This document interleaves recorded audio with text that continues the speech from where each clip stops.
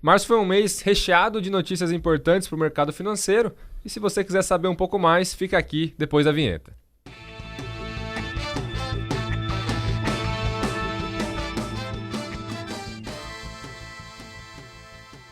Eu sou Thiago Diniz, assessor de investimentos da SVN. Eu estou aqui com o assessor também Cássio Marcato, da SVN.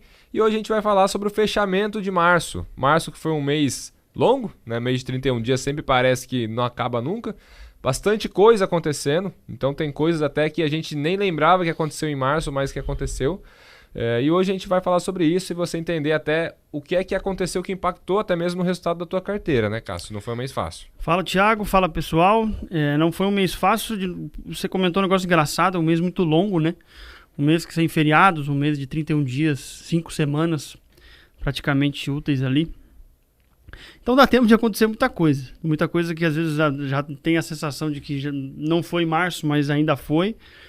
E ele trouxe ali bolsas até divididas no mundo inteiro, a que caiu, lá fora subiu, se recuperou um pouco depois de fevereiro. Teve grandes temores no longo do mês, que no final do mês já tinham sido não superados por completo, mas já havia um alívio. Então foi um mês que aconteceu muita coisa mesmo. Por isso que vai ser bem bacana esse papo aí. Boa.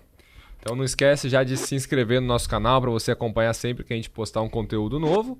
E também, se você prefere ouvir do que assistir, a gente está disponível no Spotify, Apple Podcasts, Deezer.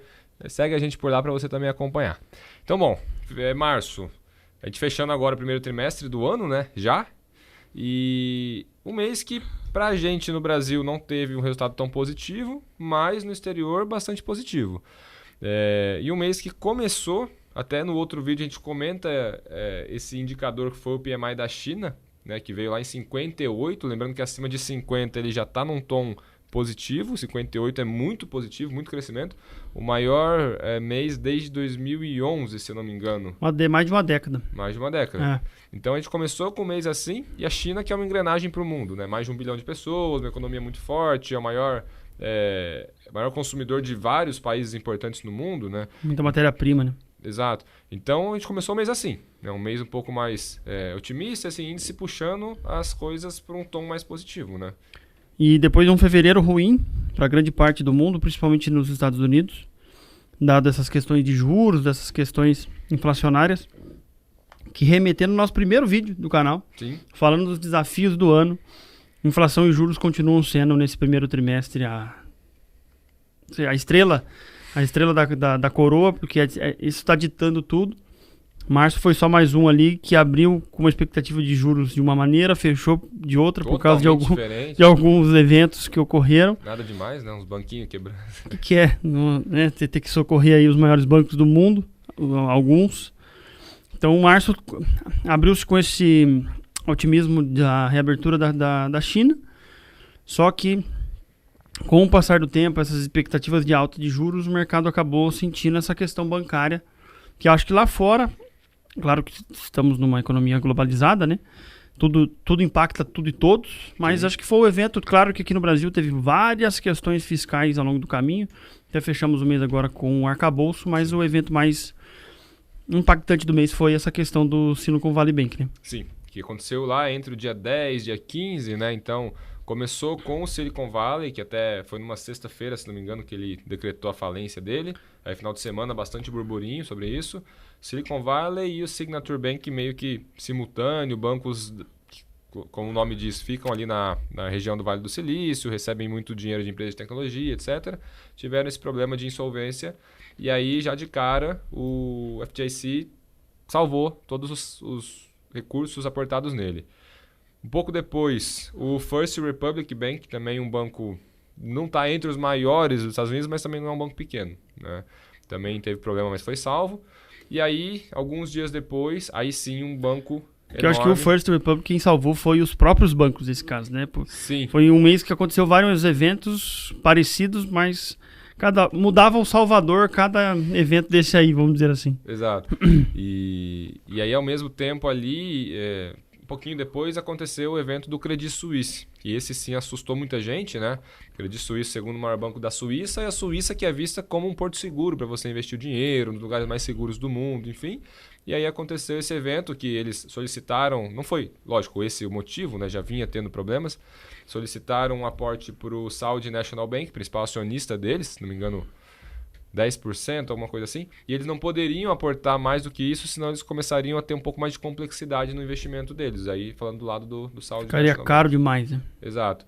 Então, por conta da negativa, começou... E banco é assim, banco, nenhum deles tem em caixa o dinheiro que tá na conta, né?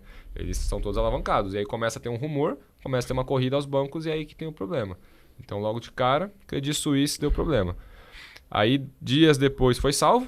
Né? Aí veio uma união ali, tanto do UBS, maior concorrente dele e hoje o maior banco da Suíça, já era, na verdade, junto com o Banco Central Europeu, também fazendo ali uma solução de crédito para conseguir liquidar isso. Uma questão interessante, com essa união, Credit Suisse mais UBS, eles agora são os maiores, o maior administrador de bens da América Latina. Passaram o JP Morgan e o terceiro é o Itaú. Custodiante, né, de ativos também, se eu não me engano, estão nessa conta aí. Sim. É. E aí depois, se não me engano, o quarto é o BTG e o quinto acho que é o Bradesco, se não me engano. Mas agora eles são os maiores da América Latina nesse ponto. América Latina. Era um banco gigante que nasce esse rumor, enfim, que é... O UBS foi forçado a comprar o Credit Suisse e agora vira um gigante de um tamanho sem dimensão. Acho que a maior esperança do mercado nisso, até do próprio Banco Central, que viabilizou o negócio, é que a gestão do negócio do UBS é mais competente. Dizem que tem uma mentalidade mais organizada, é um banco mais, não vou falar sério, mas é um banco mais organizado mesmo, de fato, posso manter essa palavra. Então isso que eu acho que trouxe um alívio, né? Um banco, se eu não me engano, o Credit Suisse tinha não sei quantos bilhões de dólares sobre gestão total. Agora só na parte América Latina são 150 bilhões. Foi muita grana. Comprado por 3 bilhões de dólares. É um dinheiro de pagamento de custo de cartório, isso aí, praticamente. Pelo tamanho das duas operações, né? Mas pelo menos foi salvo aí pelo amigo, entre aspas, concorrente. Mais algum? Eu acho que esse é o ponto final da história, mais algum. Né? Deutsche Bank. O Deutsche foi um temor que veio, né? Na última semana do mês. Não avançou, ele chegou a cair 15% num dos dias. Ele que já foi um dos maiores bancos do mundo, ainda é, né? É o maior banco alemão, né? O maior banco alemão, disparado. Mas ficou aí.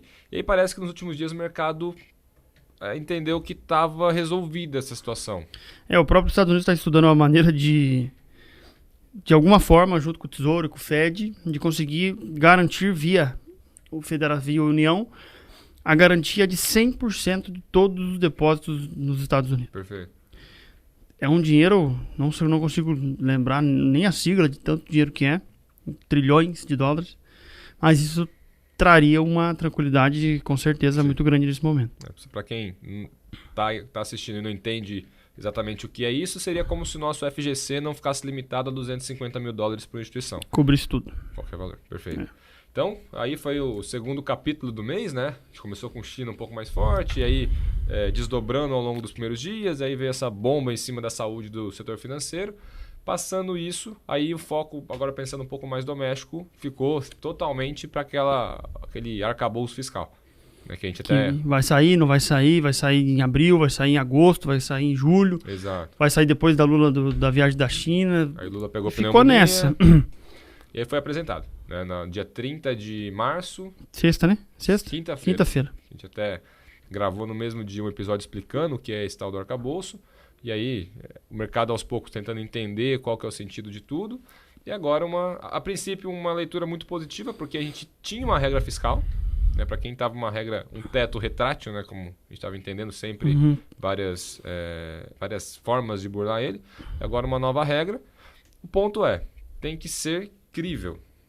Tem que ver se o mercado de fato vai achar que é possível fazer aqueles números que eles apresentam. Se o Congresso vai aprovar. Tem isso também, isso agora começa a tramitar, né? O Lira tinha comentado que com uma aceitação, com um foco, isso aí era questão de 15 dias conseguiria tramitar. Vamos ver. E aí o ponto de entender se todos os números que estão ali de fato podem acontecer. Uma leitura que o mercado já entendeu. O arcabouço está vinculado a receitas. O que é receita no Brasil? Imposto. Então, a União não gera dinheiro de outra maneira. Então, para você ter... Na verdade até gera, né? Os dividendos da Petrobras é uma maneira de arrecadação. Só que o governo é contra, mas o governo é contra, então não tem... Essa maneira daí não vai vir. Sim. Vai ter que vir de outro jeito. Não falaram qual é esse jeito, não falaram o que vai subir. E quando perguntaram... Esse é o temor, né? Exato, e quando perguntaram para a Haddad na coletiva, que aconteceu quinta às 10h30, se ia ser criado um novo imposto ou aumentado a alíquota, ele falou que a princípio não era a ideia, mas com essa observação, ele nos deixou claro assim, não vamos fazer, está descartado. Ele falou, não é o que a gente está querendo, alguma coisa assim, só que meio que deixando aberto uma possibilidade. Pelo que o mercado entendeu do projeto em si, a expectativa é que tem alguma coisa aí. Dá para tentar imaginar que a Dilma até fez isso, que é usar a máquina para gerar crescimento artificial. Você gera os bancos, você manda os bancos públicos emitir crédito a rolê, taxas mais baixas, BNDES, Caixa Econômica, Banco do Brasil menos, devido à parte dele privada, mas principalmente os dois bancos ali, que são de fato 100% estatais, que é o BNDES e a Caixa Econômica, com muito, muito crédito.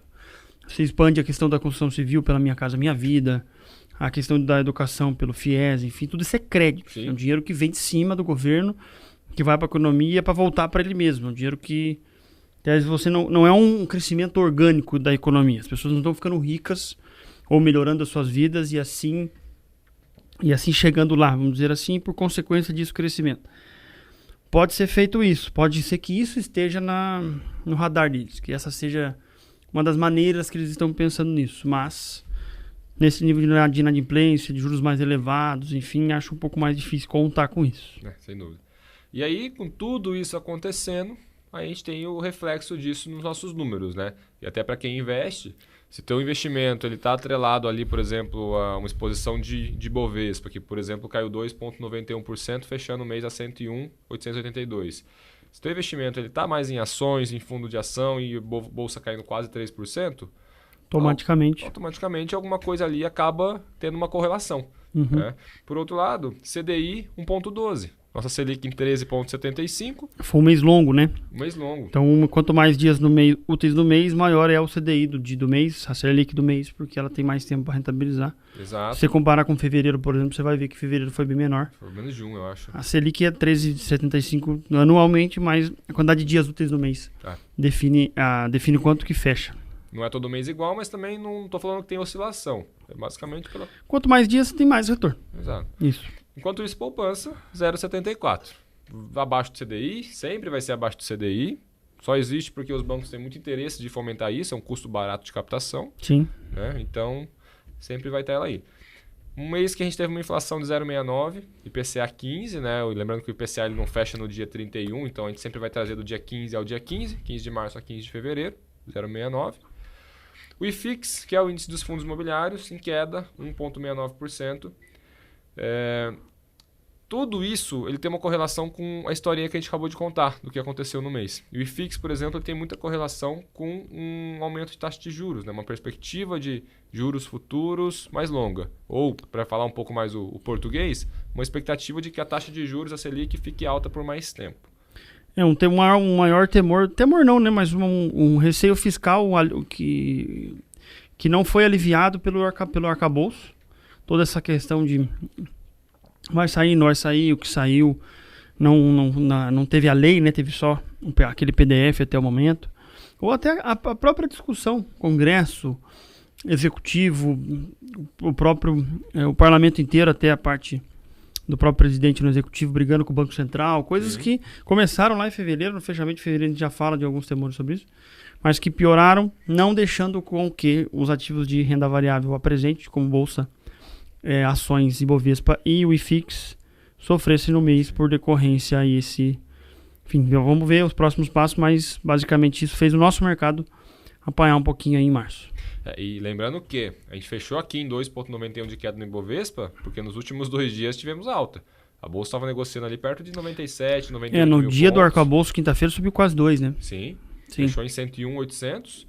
Chegou a negociar ali perto de 97, 98, né? Então, mesmo com essa recuperação dos últimos 2 dias, março foi um mês muito complicado. Foi um mês de brigas.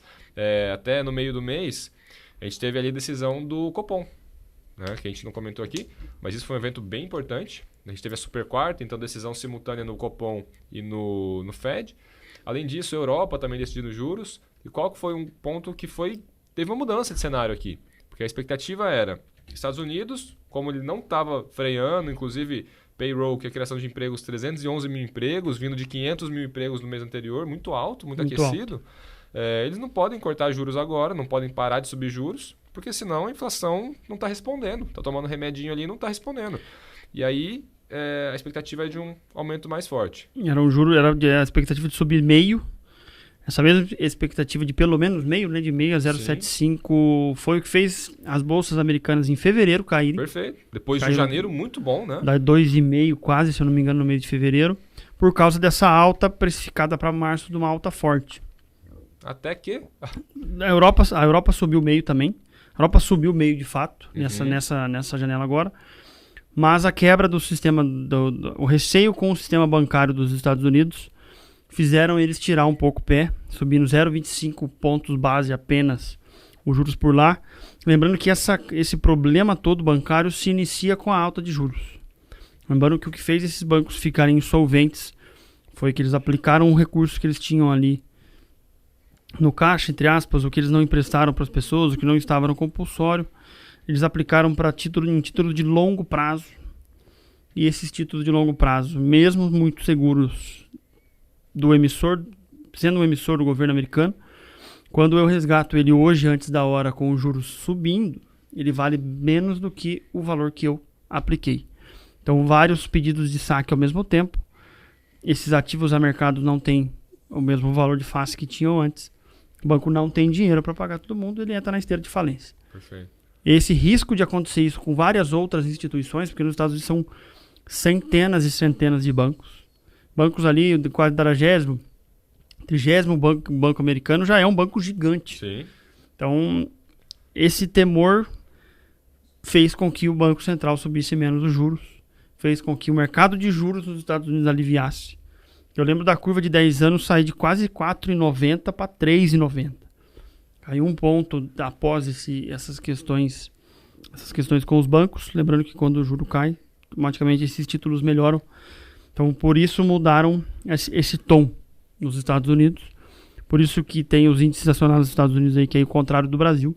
Até subiram bem no mês, por causa dessa mudança de sentimento com a taxa de juros deles por lá. Perfeito. E é um trade-off, né? É uma escolha que você tem. Até que ponto eu posso subir a taxa de juros para conter a inflação e o que é que isso vai machucar. Porque, querendo ou não, se subir taxa de juros nesse nível, tem empresa que vai quebrar. Né? Não sai todo mundo ileso de uma situação dessa, ainda mais saindo de uma taxa que era super baixa deles. Isso que eu ia falar, porque para quem fica falando, o Brasil tem taxa de 14, quase 14. Verdade, não temos o tamanho da economia americana e os caras saíram de 0, quase 0 para 5. Era um intervalo de 0 a 0,25. Em porcentagem, isso é muito, ela dobrou várias vezes. Sim. Então as dívidas dobram várias vezes, o custo das coisas dobram várias vezes. Então é por isso que o estrago quando sobe o juro lá é muito grande. Aí você pensa, meus juros é muito baixo no país. Né? Intervalo de 0 a 0,25, você toma um financiamento super barato. E aí dá uma esticada nessa, o cara já está com super de um financiamento ali, operação alavancada, você tem que rebolar para conseguir pagar, quitar as dívidas, honrar tudo isso. Né?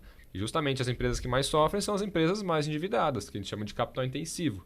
E aí, por exemplo, para a gente entender a diferença entre Nasdaq e S&P, Nasdaq são as empresas de tecnologia, que consequentemente são as que mais têm que se financiar.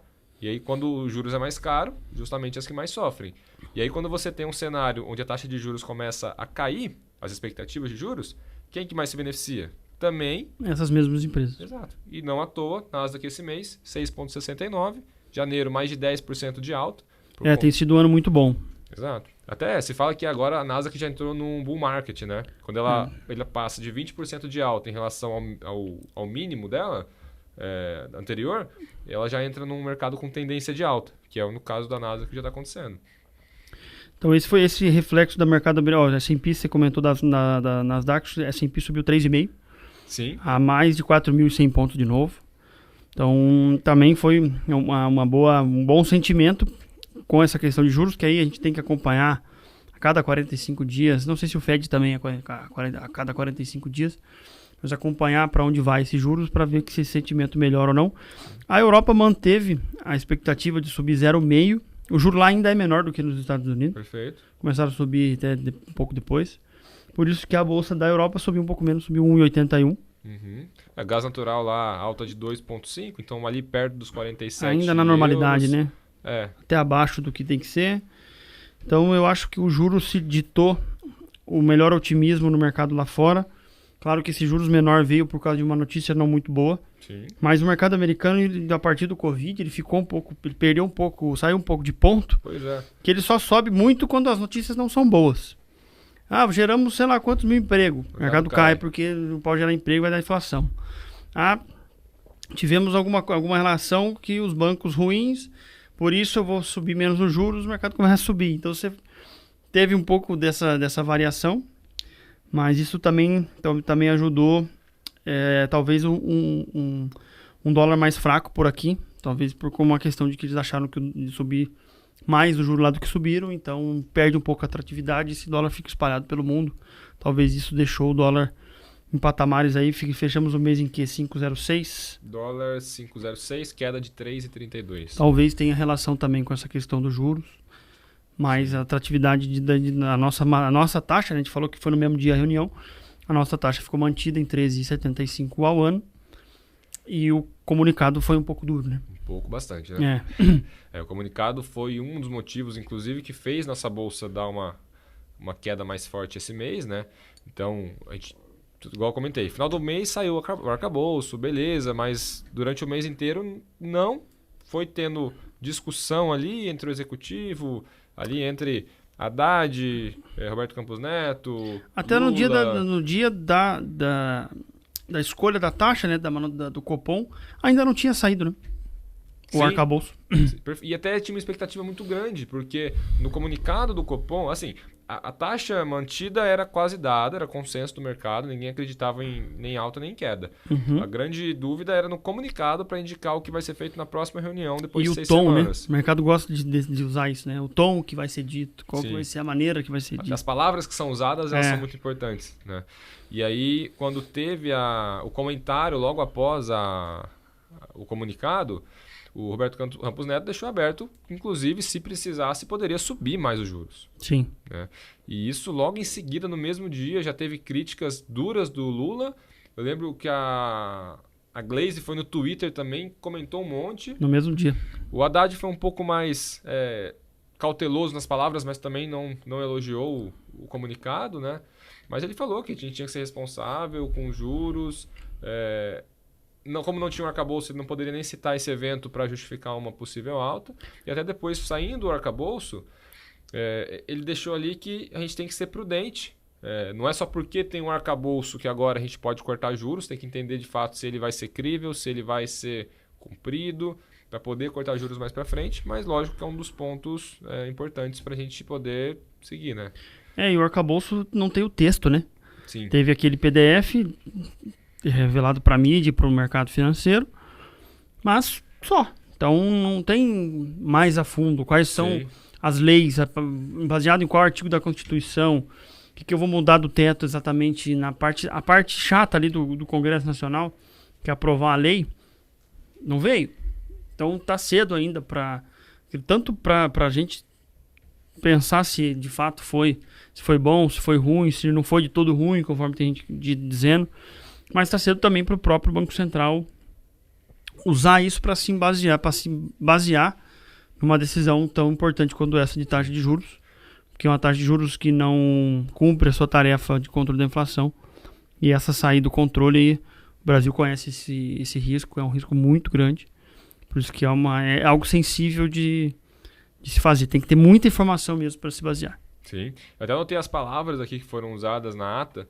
O Roberto ele comenta ali que ele pediu serenidade e paciência. Então, destaque aqui para essas duas palavras, ou seja, não vai ser de uma hora para outra que vai cortar, é um movimento calmo. A gente até comenta que em economia, quando você mexe em taxa de juros, é como se você estivesse navegando num transatlântico.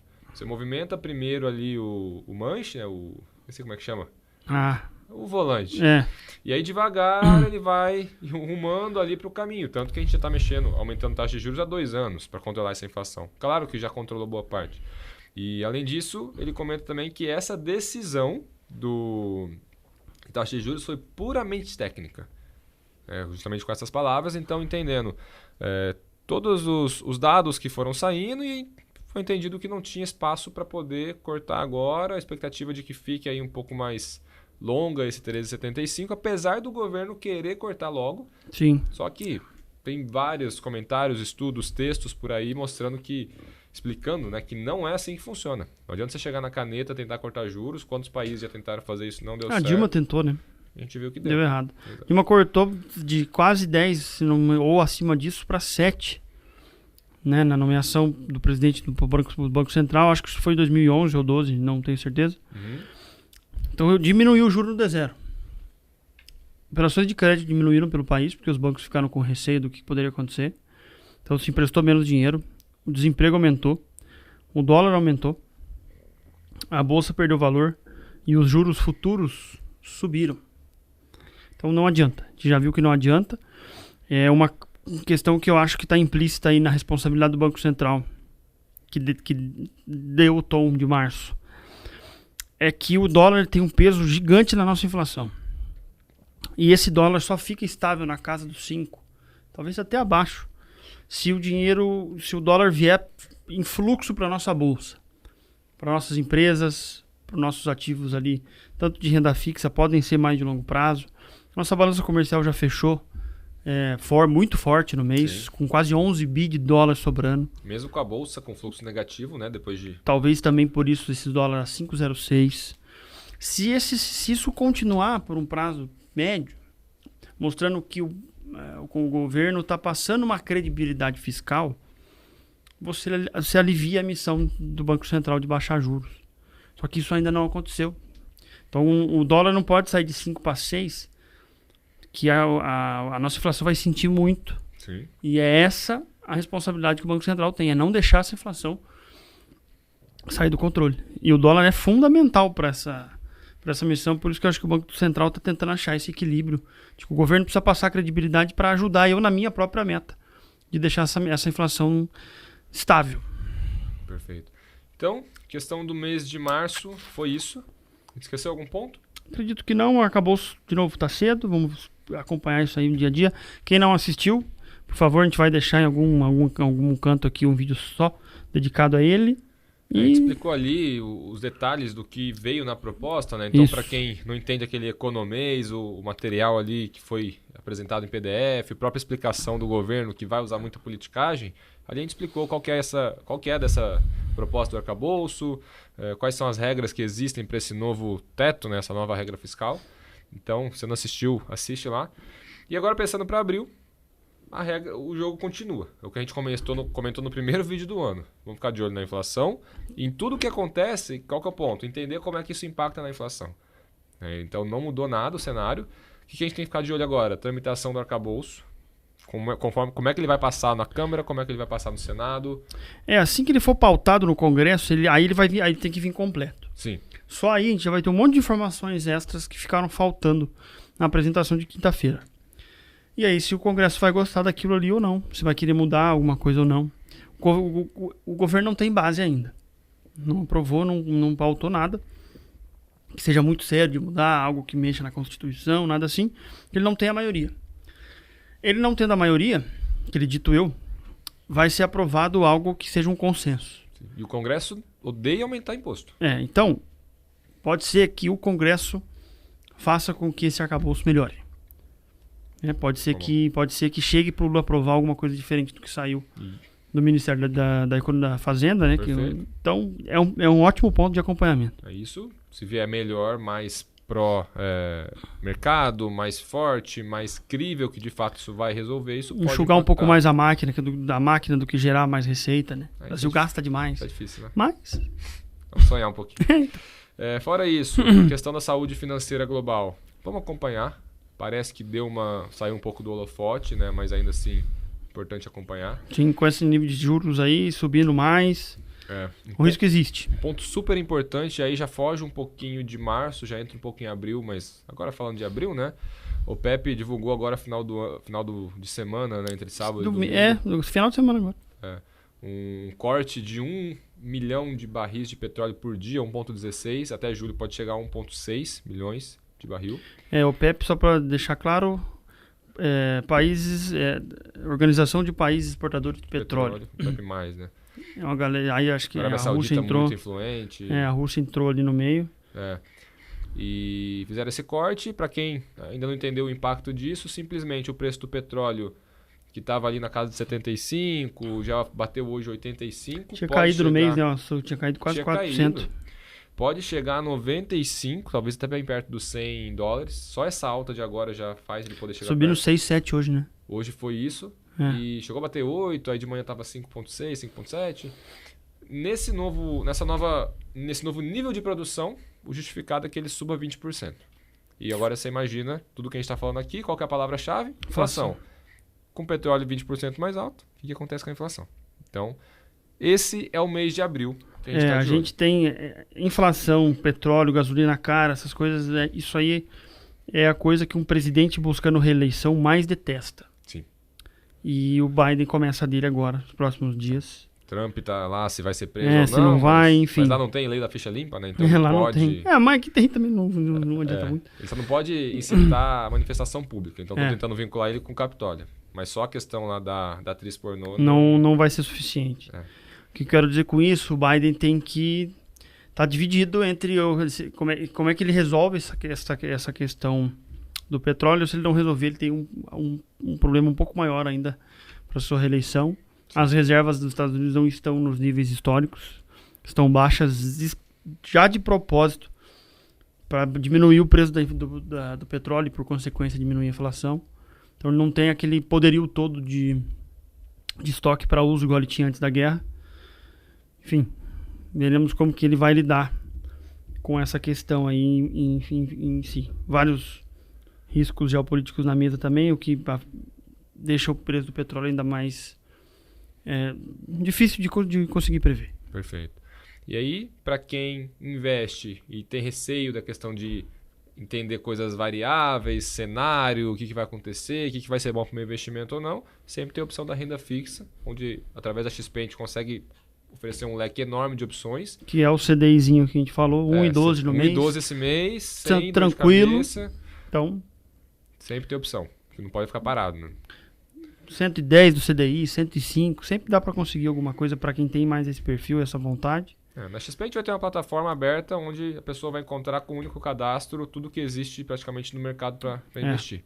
E aí o assessor, que é o nosso trabalho, é entender qual o perfil dela e o que é melhor, o que vai encaixar melhor ali para ela. Desde essa questão do petróleo, nosso gestor de recursos, Léo Morales, nas recomendações, no fundo, na carteira de ações da SVN, comprado em empresas de petróleo, justamente porque esse nível de preço para ele considera muito atrativo. Então você tem até, para quem quer esse caminho mais específico da coisa, conseguir ganhar até, por exemplo, com um evento desse que ocorreu, que pegou todo mundo de surpresa. Perfeito.